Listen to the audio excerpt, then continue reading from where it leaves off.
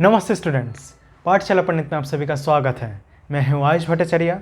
आज हम देखेंगे कि रॉल्स थ्योरम क्या होता है। ठीक है, लिख देते इधर।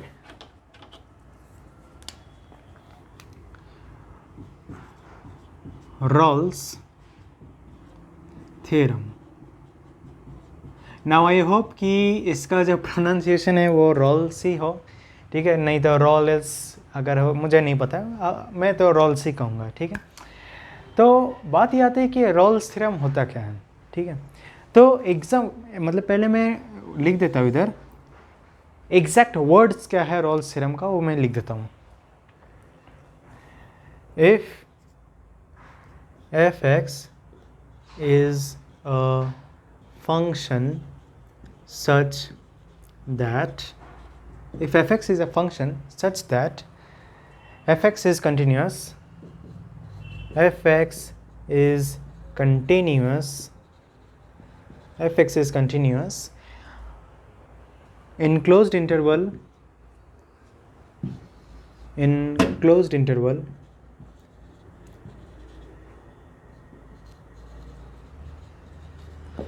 a comma b।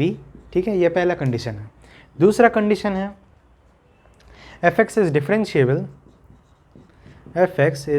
differentiable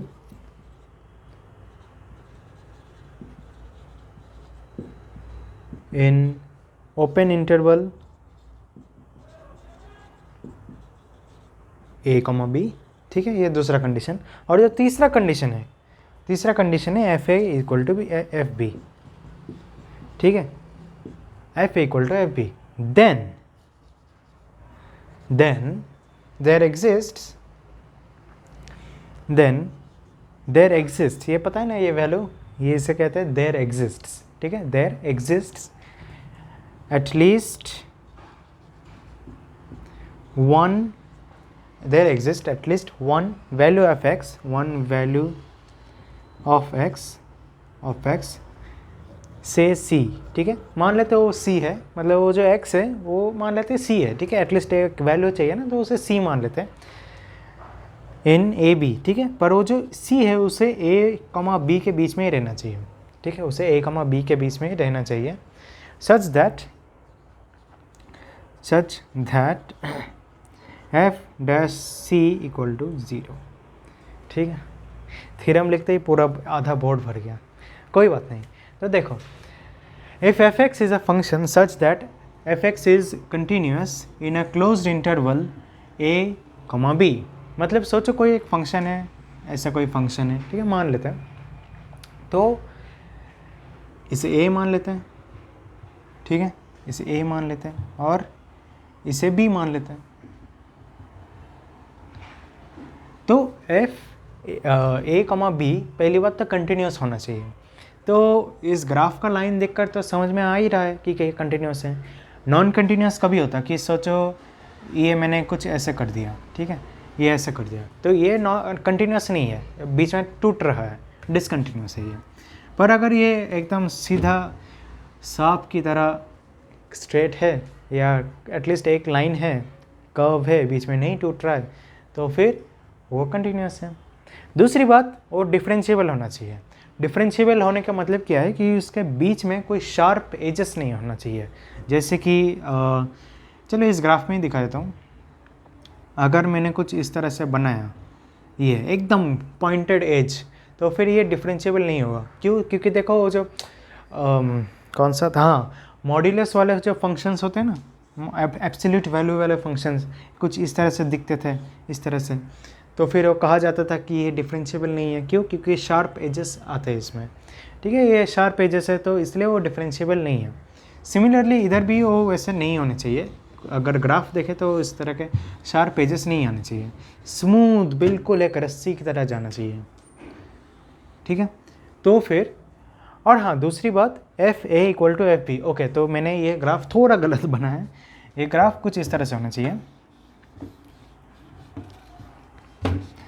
सोचो ये ऐसा है तो ये ऐसा। ठीक है, तो ये जो ए है दिख रहा है, ए दिख रहा है, और ये इधर मैंने मान लो मैंने इधर एफ ए बना लिया। ठीक है, तो फिर स्ट्रेट लाइन जाएगा इधर, तो ये जो लाइन है जहाँ पे ये इंटरसेक्ट कर रहा है, ठीक है, जहाँ पर ये इंटरसेक्ट कर रहा है इसे बी मान लेते हैं। तो ये है क्या है, ये है एफ बी, ये एफ है और ये एफ बी है, तो दोनों इक्वल हो गए ना, दोनों एक लाइन पे आ रहे हैं तो दोनों इक्वल हो गए, F A equal to F B. तो ऐसे 2 पॉइंट्स हमें लेने हैं, ठीक है, ऐसे 2 पॉइंट्स हमें लेने हैं।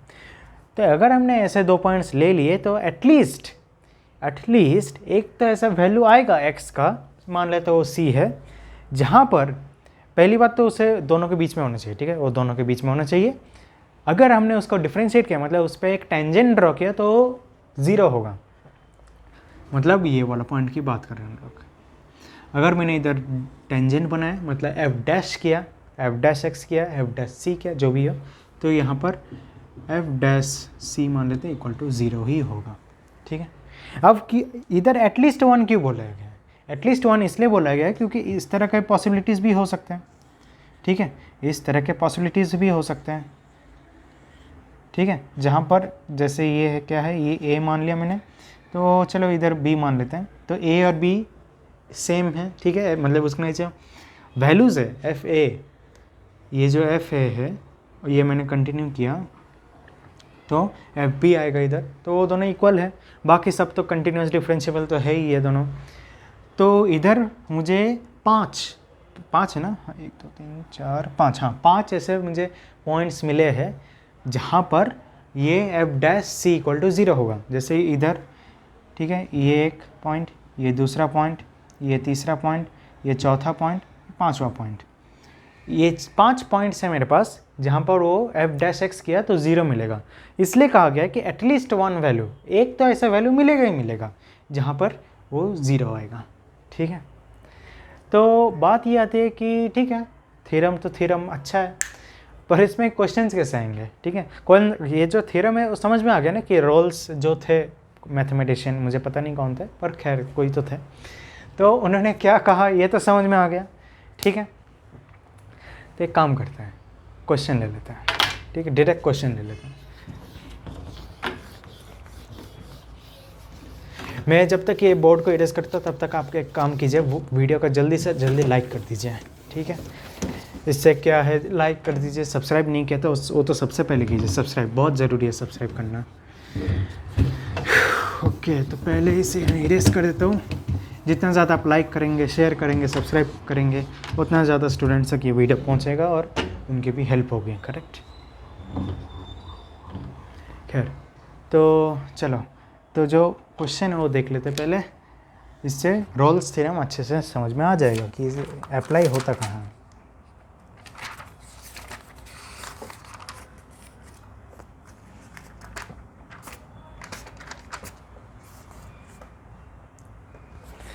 Verify Rolle's value theorem for fx is equals to x। Okay, question है verify Rolle's mean value theorem. ओके, हाँ, ये भी और एक चीज़ है, इसे रोल्स थ्योरम मैंने लिखा है, इसे कभी कभार रोल्स मीन वैल्यू थ्योरम, इतना बड़ा वर्ड भी कहा जाता है, ठीक है, कोई प्रॉब्लम नहीं है, दोनों एक ही चीज़ है। For F X is equals to X cube minus 4x in the interval -2 2 in the interval -2, 2, ठीक है। तो इस इंटरवल में, हाँ, तो इस इंटरवल में हमें ढूंढना है कि ये रोल्स थ्योरम अप्लाई हो रहा है कि नहीं। इस प्रकार के क्वेश्चंस आ सकते हैं, ठीक है। तो पहली बात तो हमें ये 11-12 में ही पता चल गया था कि जो पॉलिनोमल्स होते हैं, मतलब इस प्रकार के सिंपल x³ 4x² x⁵, मतलब सिंपल, ऐसा नहीं कि लॉग लगा दिया हमने, sin x लगा दिया, cos, ऐसा नहीं, या मॉड्यूलस फंक्शंस यूज़ करा, ऐसा नहीं। तो इस प्रकार के जो फंक्शंस होते हैं ये हमेशा कंटिन्यूस होते हैं और हमेशा डिफरेंशिएबल होते हैं, ठीक है, ये तो हमें पता है, 11-12 में हमने सीख लिया था। तो कैसे लिखे इधर, पहली बात तो एफ एक्स लिखो, F X is equals to x³ minus 4x, therefore it is continuous and differentiable, मैं शॉर्ट में लिख रहा हूँ, because it is a polynomial. ठीक है, चूँकि ये पॉलिनोमियल है इसलिए कंटिन्यूअस भी है और डिफरेंशिएबल भी है। ये तो पहले जो दो क्राइटेरिया थे वो तो सेटिस्फाई हो गए। नेक्स्ट जो क्राइटेरिया आता है वो है डिफरेंशिएबल एंड कंटिन्यूस। ओके, तो नेक्स्ट जो क्राइटेरिया था वो था कि F A equal to F B होता है कि नहीं। तो एफ है, ए जो है ये हमें पता है और बी है ये, therefore A is equals to 2 minus 2, actually B is equals to 2, therefore F A क्या है, एफ ए है माइनस नहीं, एफ ए क्या होगा, -2 रेज टू क्यूब -4 -2, तो क्या होगा इधर होगा -2 का क्यूब क्या होगा, -8 होगा और ये +8 होगा, हाँ तो ये 0 हो जाएगा। एफ बी क्या होगा, एफ बी होगा 2 का क्यूब -4 2, तो 8 -8 तो 0। तो थर्ड क्राइटेरिया क्या था कि F A equal to F B, वो भी सेटिस्फाई हो रहा है। ठीक है, F A equal to F B ये भी सेटिस्फाई हो रहा है। तो फिर हमें ऐसा एक सी तो ज़रूर मिलेगा जहाँ पर F dash X equal to 0 हो जाता है और वो इन दोनों के बीच में आए। ठीक है, ऐसा एक सी तो मिलेगा। तो वो सी क्या है वो अभी हमें ढूंढना है। तो देखो अभी F dash X is equals to क्या है, F dash x 3x² -4, correct, 3x² -4, इसे इक्वेट करते हैं 0 से। F dash X equal to 0, therefore 3x² -4 equal to 0, therefore x² is equals to 4/3, therefore x is equals to ±2/√3। ठीक है, 2/√3 आया। Alright, तो पहली बात तो हमें ये देखना है कि इसका जो वैल्यू है, ठीक है, 2/√3, अगर आप कैलकुलेटर यूज़ करें, कैलकुलेटर तो अभी आप यूज़ कर ही सकते हैं, तो उसका वैल्यू कुछ इस तरह से आएगा ±1.155। ओके, उसका वैल्यू ये आ रहा है।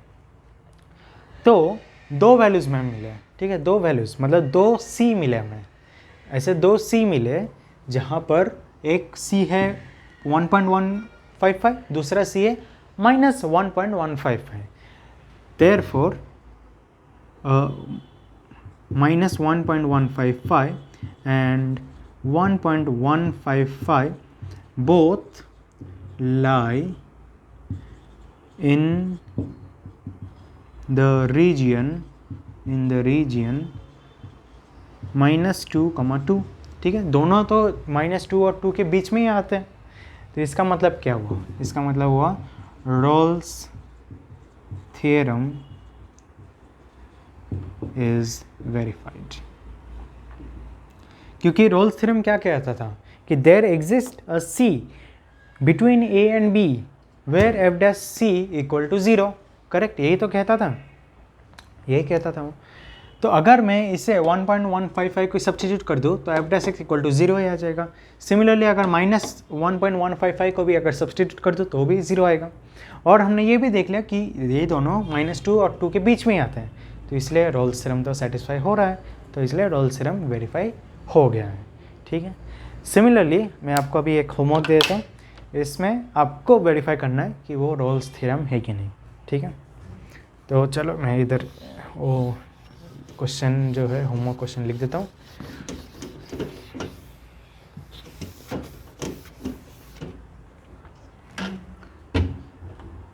तो जो होमवर्क क्वेश्चन है वो है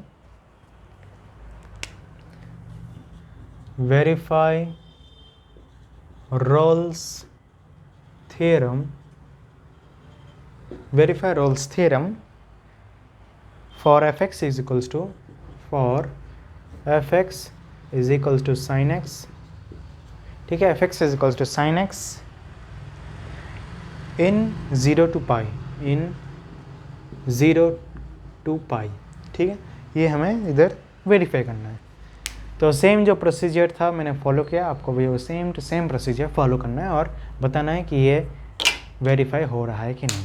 ठीक है, तो चलिए फिर आज के लिए इतना ही। अगर वीडियो अच्छा लगे तो प्लीज़ लाइक कीजिए, शेयर कीजिए अपने फ्रेंड्स के साथ और ज़रूर हमारे चैनल को सब्सक्राइब कीजिए।